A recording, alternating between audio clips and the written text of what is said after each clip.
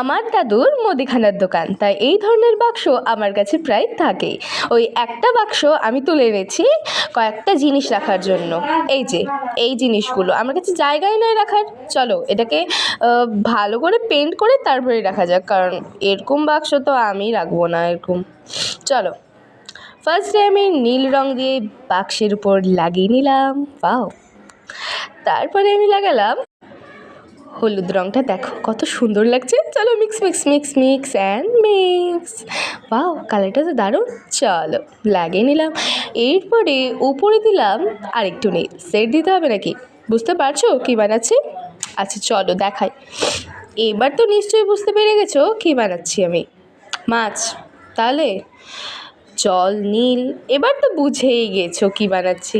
দেখো tan tan, আমি বানিয়ে নিয়েছি লোটাস পন্ড, যেটা খুব ভাইরাল চলছে। চলো এরপরে আমি দিয়ে দেবো ভার্নিশ। ভার্নিশটা দিলে শাইন একটা আলাদাই আসে আর রঙটা অনেক দিন পর্যন্ত ভালো থাকে। এই দেখো আমি জিনিসও রেখে নিয়েছি। কেমন লাগছে বলো? হ্যাঁ, আর ভালো লাগলে লাইক কমেন্ট অ্যান্ড সাবস্ক্রাইব করতে ভুলো না কিন্তু। Bye bye.